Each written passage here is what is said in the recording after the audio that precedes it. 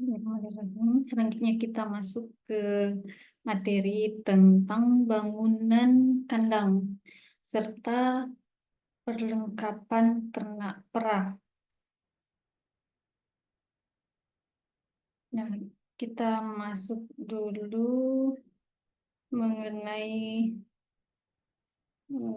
fungsi-fungsi kandang itu sendiri. Nah, yang pertama adalah tempat tinggal ternak dan tempat bekerja bagi peternak. Jadi kandang ini adalah rumah untuk ternak dan kantor bagi peternak. Yang kedua yaitu tempat perlindungan ternak dari binatang buas serta gangguan alam, tempat berlindung dari hujan, angin, dan lain-lain. Selanjutnya merupakan tempat pengawasan kesehatan bagi ternak perah. Selanjutnya, memudahkan tata laksana pemeliharaan. Jadi kandang ini membantu dalam pemberian pakan, dalam proses pemerahan. Nah, bayangkan jika tidak ada kandang, bagaimana si peternaknya bisa mengontrol atau peternak akan mengalami kesulitan untuk memberikan pakan pada ternaknya. Selanjutnya, meningkatkan efisiensi tenaga kerja dalam pengawasan ternak. Jadi, dengan adanya kandang, maka peternak akan lebih gampang dalam mengawasi ternaknya. Next, kemudian fungsi kandang disesuaikan dengan tata laksana dan cara pemeliharaan.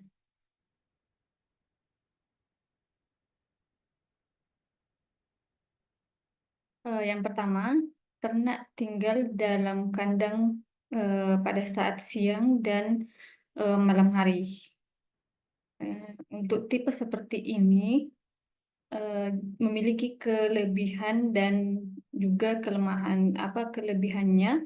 Itu menghemat energi. Jadi peternak tidak perlu mengeluarkan ternaknya, mengeluarkan dan memasukkan ternaknya. Kemudian menghindari cekaman sinar matahari. Cekaman sinar matahari dan pada siang hari dan cekaman cuaca dingin pada malam hari itu bisa dihindari. Kemudian kelemahannya tentunya membutuhkan waktu, modal dan biaya pemeliharaan yang tinggi, mulai dari kebutuhan eh, pembuatan kandangnya itu butuh modal sehingga biaya darahnya juga eh, tinggi. Kemudian birahi kadang-kadang tidak nyata sehingga perkembangbiakan dan angka kelahiran rendah.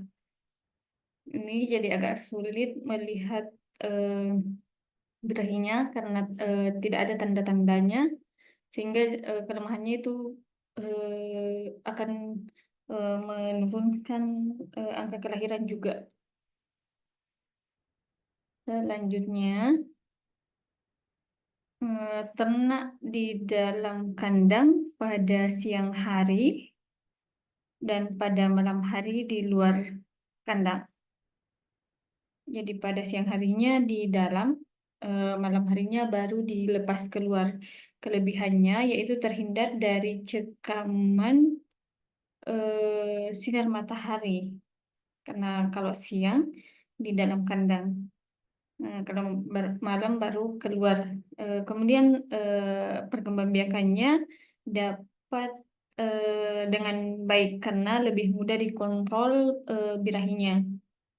Kemudian kelemahan modal investasi kandang dan biaya pemeliharaan juga yang tinggi karena tetap harus dibangunkan kandang dan juga perlu dikontrol lagi sehingga menggunakan eh, biaya yang cukup tinggi.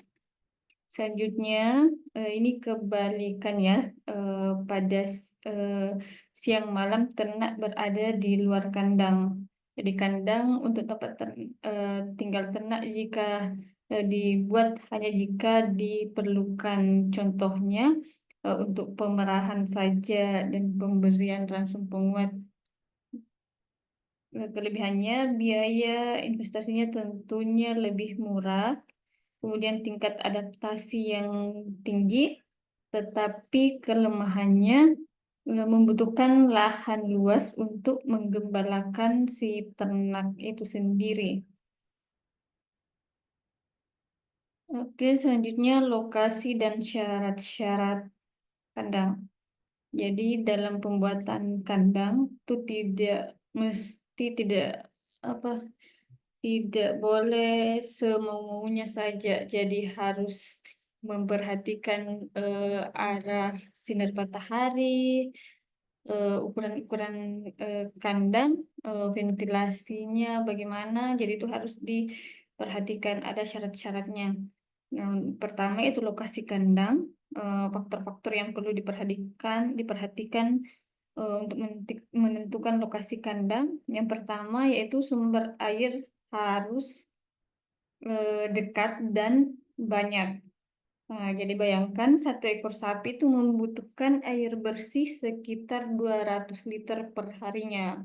Satu ekor sapi untuk ternak perah ya. Ya, termasuk minum dan untuk memandikan dan membersihkan kandangnya. Kemudian kemudahan transportasi ke pemasaran. Jadi harus cara transportasi atau jalan itu harus terjangkau ke tempat pemasaran, dari lokasi kandang ke tempat pemasaran. Jadi harus lancar transportasinya. Jadi minimal motor bisa masuk, sebaik-baiknya mobil juga harus masuk untuk kapasitas yang lebih besar. Kemudian sumber pakan dekat juga ya, karena 70 sampai 80% biaya produksi merupakan biaya pakan. Jadi habis di biaya pakan ya. Kemudian lahan rumput gajah 1 hektare itu dapat memenuhi 10 sampai 15 ekor sapi perah. Kemudian tidak berdekatan dengan pemukiman, ini yang penting ya. Jadi sebenarnya syarat membuat peternakan itu harus jauh dari pemukiman warga. Kemudian tidak ada kemungkinan adanya perluasan kota. Jadi sebisa mungkin dicari lokasi yang tidak memungkinkan adanya perluasan wilayah perkotaan, supaya tidak mengganggu nanti lokasinya. Kemudian lingkungan yang nyaman, 300 meter di atas permukaan laut minimal ya, minimal ini eh, terutama untuk sapi perah. Kalau untuk sapi perah FH ini harus lebih di atasnya lagi. Untuk 300 meter mungkin belum memenuhi syarat bahkan. Kemudian keadaan iklim atau jenis tanah. Jadi harus tanah yang subur ya untuk menunjang tersedianya pakan. Terakhir, lokasi bebas endemik atau penyakit menular. Selanjutnya, syarat-syarat kandang. Yang pertama, cahaya matahari. Ini untuk mencegah perkembangan mikroorganisme, jadi harus ada cahaya matahari yang masuk. Kemudian harus ada ventilasi untuk memperlancar keluar masuknya udara dari dalam dan luar kandang. Kemudian luas kandang itu harus disesuaikan dengan umur ternak. Jadi untuk pedesnya lebih kecil daripada sapi darah atau indukan, dan untuk kandang untuk jantan harus lebih besar lagi atau butuh kandang khusus. Kemudian terang, tidak terlindung dari pepohonan. Ini tujuannya untuk memperlancar sirkulasi udara. Nah, letak kandang ini eh, tidak boleh tergenang air, kemudian mudah diakses oleh petugas, kemudian lebih tinggi daripada padang rumput. Nah, ini apa tujuannya? Sehingga eh, pembuangan atau hasil pembersihan kandang, pembuangan kotoran ternak itu bisa langsung dialirkan ke kebun rumput sebagai pupuk. Kemudian ini tentunya harus tenang dan aman ya, terutama untuk sapi perah karena sangat berpengaruh terhadap produktivitasnya untuk ketenangan dan aman ini. Jadi sapi perah itu terutama induk itu rentan stres. Jadi kalau stres eh, bisa jadi atau pasti eh, produktivitasnya dari segi kuantitas atau jumlah susunya akan menurun. Nah, selanjutnya kita masuk ke bagian-bagian kandang dan peralatan. Nah, bagian-bagian kandang, ada dinding kandang, persyaratannya itu dinding pembatas sekeliling kandang, ada juga dinding penyekat. Dinding pembatas bergantung dari keadaan setempat, bisa terbuka, hanya terdiri dari sekat-sekat kayu, atau besi atau aluminium. Kemudian semi terbuka, tertutup setinggi 1,5 meter, dan juga ada yang tertutup. Nah, ini keuntungan kandang semi terbuka dan terbuka. Yang pertama, pertukaran udara dan sinar matahari pagi terjamin. Nah, kenapa sinar matahari pagi itu sangat penting? Karena sinar ultraviolet sangat menunjang eh, pertumbuhan atau dapat mencegah eh, perkembangbiakan mikroorganisme yang merugikan. Kemudian membantu proses pembentukan vitamin D pada ternak. Jadi sinar matahari itu sangat dibutuhkan untuk eh, memenuhi kebutuhan vitamin D pada ternak. Ini sama-sama manusia juga ya. Jadi kalau untuk mendapatkan vitamin D alami itu memang harus berjemur vitamin D alami ya. Kemudian mempercepat proses pengeringan lantai kandang. Kalau terbuka otomatis ya karena terkena sinar matahari. Selanjutnya, atap kandang ini tujuannya untuk melindungi ternak dari terik matahari dan hujan, menjaga kesehatan ternak pada malam hari, serta menahan panas yang dihasilkan oleh tubuh hewan. Nah, ini syarat atap kandang itu harus ada sudut kemiringan 30% supaya air hujan itu bisa mengalir ke bawah. Bahan atap terbuat dari asbes, genteng, seng, atau bahan lain yang tersedia. Tapi kalau tidak salah, asbes ini sudah dilarang penggunaannya karena ternyata bisa ada mikropartikelnya yang bisa merugikan, bisa menjadi racun. Jadi yang ideal digunakan adalah genteng. Tapi untuk seng ini selama masih ada genteng atau bahan lain itu tidak disarankan karena seng ini sangat menyerap panas ya sehingga bisa menyebabkan ternak menjadi lebih panas. Jadi sebisa mungkin selama masih ada bahan lain jangan menggunakan seng dulu. Kemudian lantai kandang. Nah, syarat-syarat lantai kandang yaitu yang pertama tentunya harus keras ya tahan terhadap injakan sapi.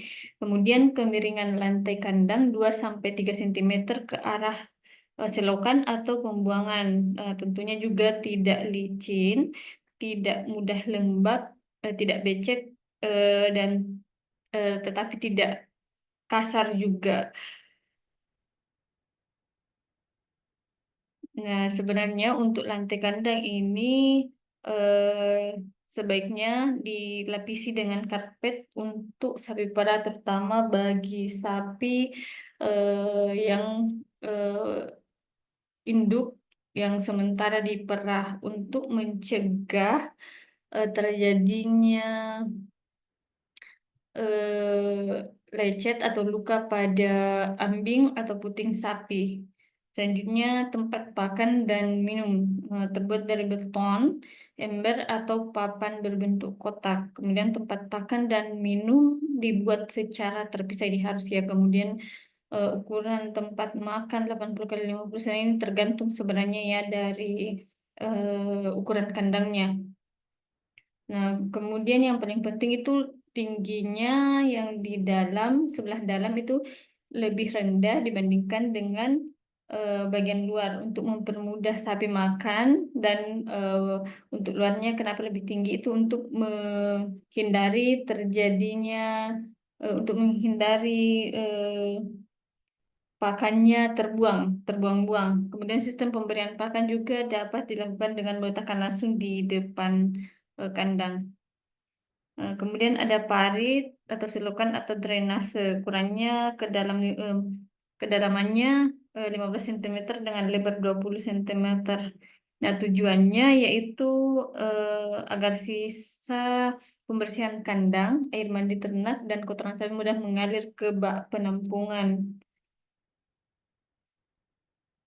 Nah, selanjutnya ada gang tengah lebarnya 2-3 meter, rata-rata 2,5 cm. Ini tergantung lagi ya dari besar kandangnya. Kemudian permukaan gang dibuat kasar dan miring ke arah selokan. Gang pinggir lebarnya 1-1,5. Kemudian gang pinggir ini digunakan untuk tempat persediaan hijauan pakan. Nah, kemudian di sepanjang gang pinggir dibuat parit kecil selebar 10 cm untuk keperluan drainase. Nanti kita lihat gambarnya ya. Nah, seperti ini. Ini ada gangnya ya. Ini gang, ini. Kemudian ini parit atau drainase ya, pembuangan.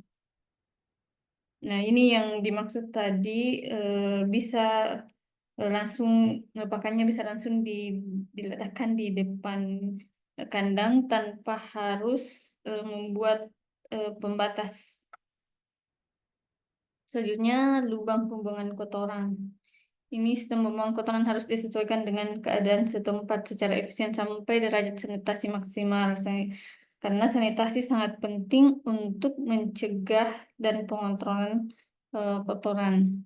Selanjutnya, kita masuk ke peralatan-peralatan kandang. Nah, ini ya. Ini yang peralatan kandang yang sering dipakai. Yang pertama, chopper atau alat pencacah rumput. Timbangan, karpet karet, kendaraan, skop. Ini ya alat-alat umum yang digunakan dalam peralatan pemeliharaan sapi perah di dalam kandang. Ini ya chopper, ini alat pencacah rumput ya. Jadi rumputnya dimasukkan ke sini nanti keluar di bagian sini dalam bentuk cacahan. Kemudian harus ada gudang pakan. Ukuran gudang pakan tergantung jumlah sapi yang dipelihara ya. Kemudian ruangannya harus selalu kering untuk mencegah eh, pertumbuhan mikroba.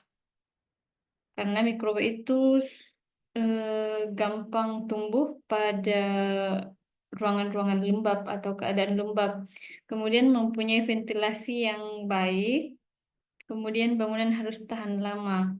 Selanjutnya harus dihindari dari serangan serangga atau tikus. Selanjutnya harus dilengkapi dengan timbangan dan penggilingan serta pencacah ya. Selanjutnya tempat tinggal karyawan. Nah, tempat tinggal karyawan ini lokasinya harus bebas dari penyakit ternak. Makanya harus jauh dari ternak, ini minimal jaraknya 10 meter dari ternak ya, tidak boleh rapat dari kandang ya. Nah, kemudian jenis dan tipe kandang. Jenis dan tipe kandang ini yang pertama ada kapisan kandang sapi dewasa. Ini ukurannya 1,5 1,75 kali 1,2 meter ya. Kemudian dapat dipakai untuk sapi darah. Ini ukurannya untuk satuan satuan per ekornya. Kemudian kandang sapi darah, bentuk kandang sapi darah ini sebaiknya kelompok. Kemudian cukup memperoleh sinar matahari, sirkulasi udara lancar, dan memudahkan deteksi birahi. Kemudian kandang pedet, pertama kandang individu. Jadi kandang pedet ini ada dua macam, ada individu, ada yang kelompok.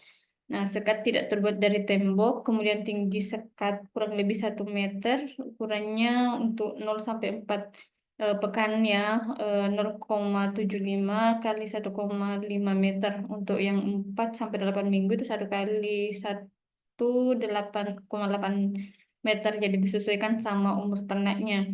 Kemudian untuk kandang kelompok, ukuran kandang umur 4 sampai 8 minggu yaitu 1 meter persegi per ekornya.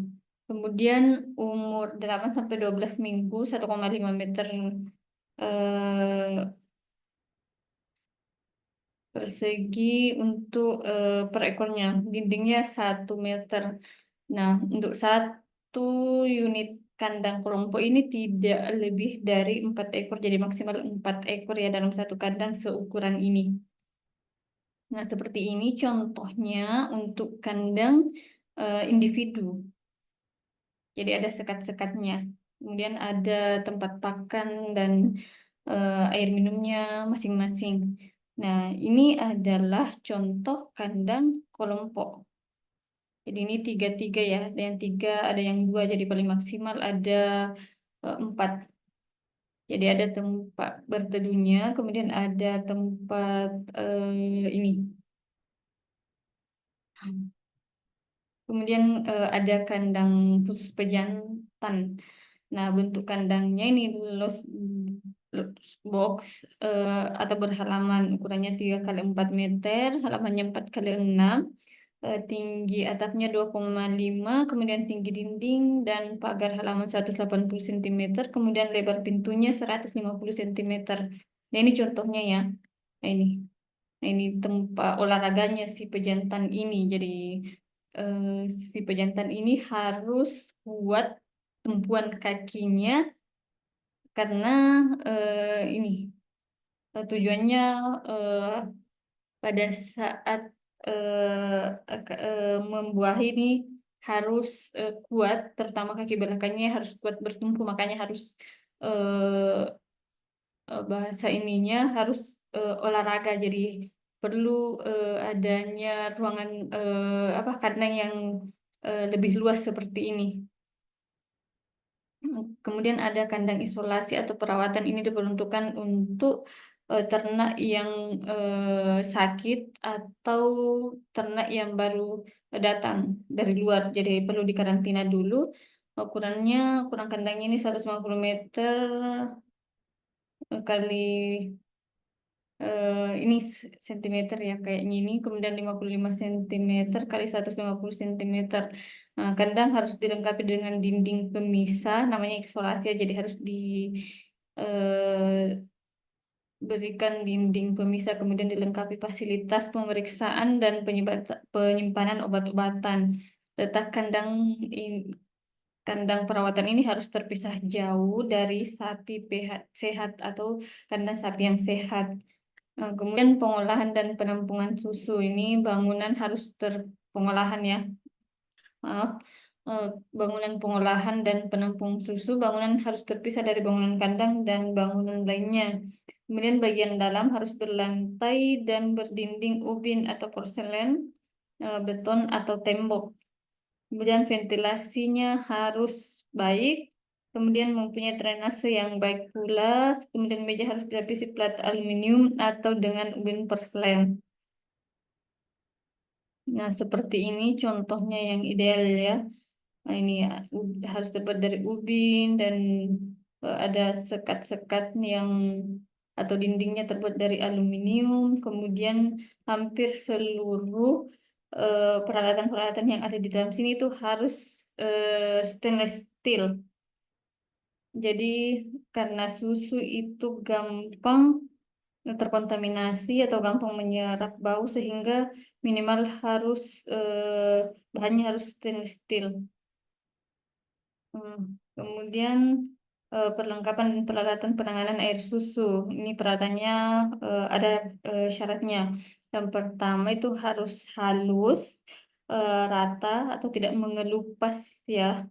Kemudian mudah dibersihkan dan disuci hamakan, tidak berkarat. Nah, sebaiknya dari baja, stainless steel atau aluminium. Jadi jangan plastik ya, karena plastik itu bisa meluruh, bisa eh, warnanya bisa mencemari susu atau baunya juga bisa mencemari susu.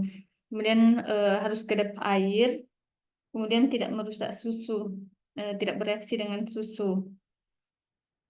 Makanya harus dihindari penggunaan plastik, tidak mengubah warna, rasa, dan bau susu. Kemudian jenis peralatan yang digunakan yaitu yang pertama mesin pemerah susu, tapi ini untuk skala besar ya. Kalau misalkan eh, dalam skala kecil itu cukup menggunakan milk can saja, atau ada juga ember susu, tapi ember susunya ini harus dari stainless steel atau aluminium. Kemudian botol susu, kemudian takaran susu dan corong, ini milk can, alat penyaring, alat pasteurisasi dan sterilisasi susu. Jadi minimal alat-alat ini harus ada ya. Kemudian ini eh, contoh gambar mesin pemerah.